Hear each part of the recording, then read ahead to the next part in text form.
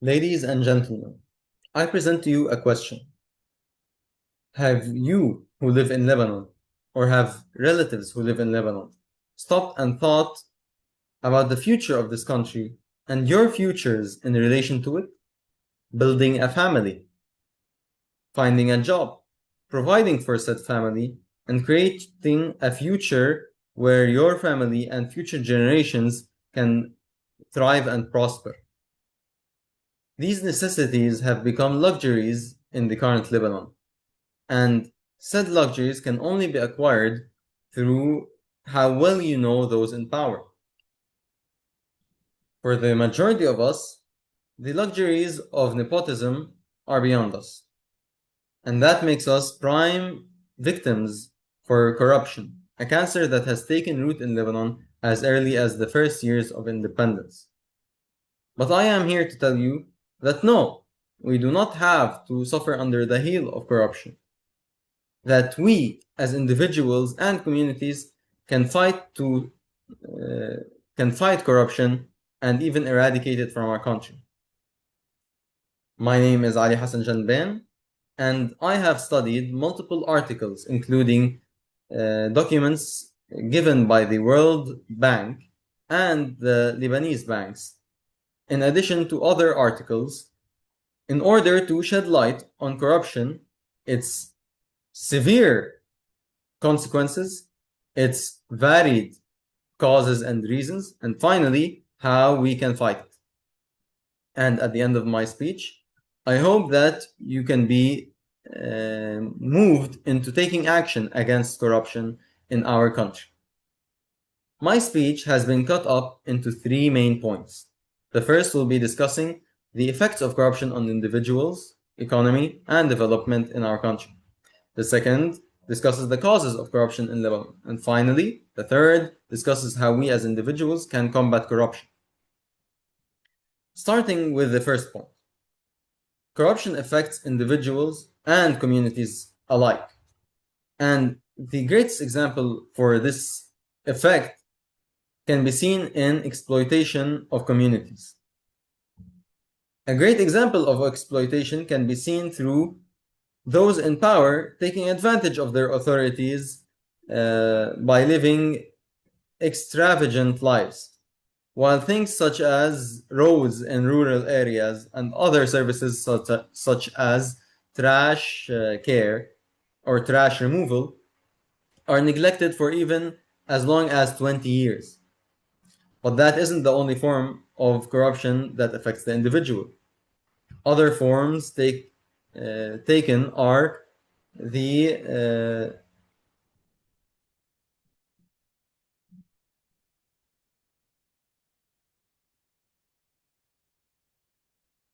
stalling of official processes.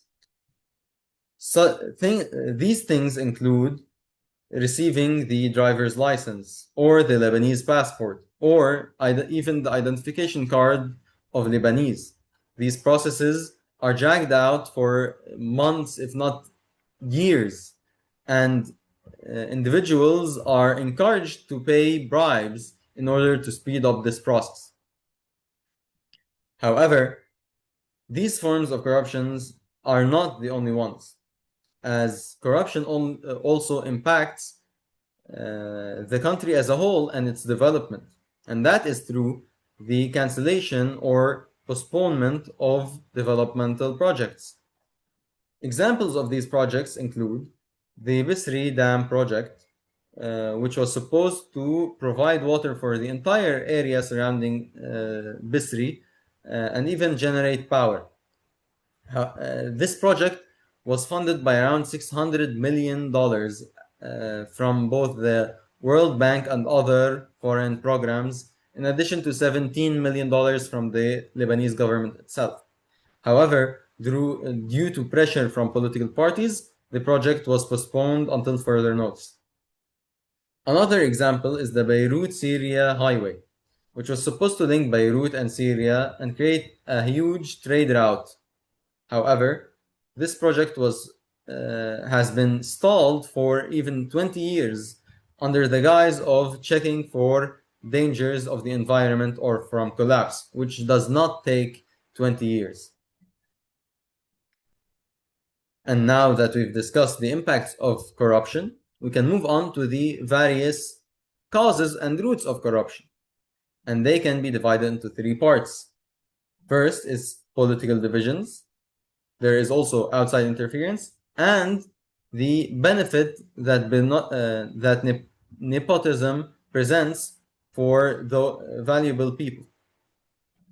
To start with, the Lebanese population has been always divided into multiple ethnicities and factions. However, that isn't a problem unto itself, but the hostility and the discrimination between these factions since the first Lebanese civil war is the true issue. It creates opportunities for corruption within these factions to outdo other factions. But that isn't the only problem. Outside interference and interest is also a huge cause of corruption.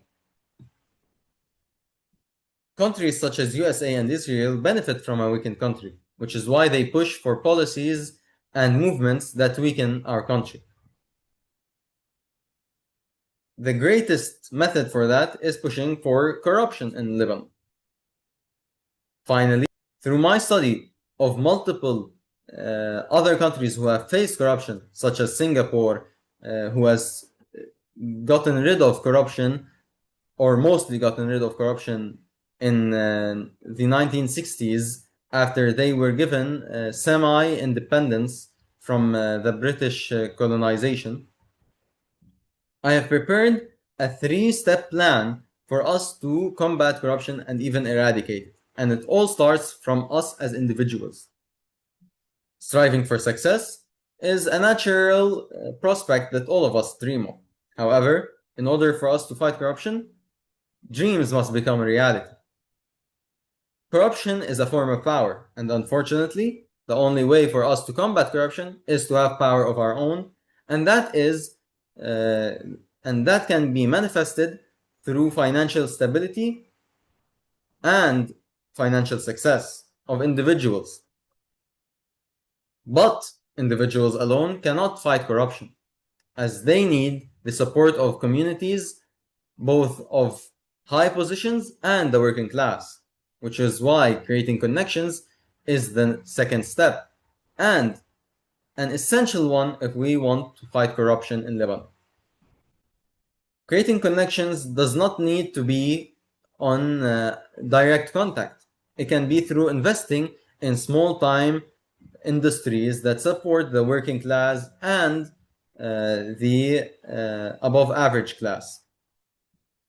These investments could build rapport within communities and create a power base for individuals to fight corruption from, which leads us to the third and final step for fighting corruption in Lebanon, and that is striving for change.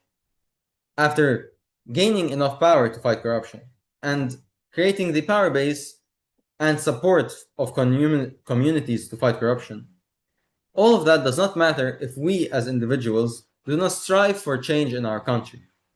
Corruption is a huge problem in Lebanon, and if we want a bright future for our children and their children after them, we as communities should fight to change corruption and eradicate it from our country. A good example of this applied on a smaller scale is New York City, where the new mayor, Zoran Mamdani, advocated for the removal of corrupt policies and actually striving for developing the city or the state he resides in. In conclusion, corruption is a disease which has huge impacts on individuals, communities, and our country as a whole. Corruption has many root causes that make it difficult to get rid of. However, if we as individuals and communities strive for change, we can combat and even eradicate corruption.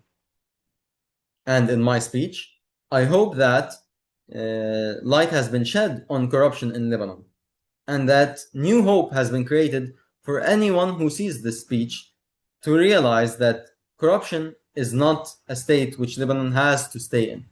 Corruption is a disease that can be cured, and change starts from every single one of us.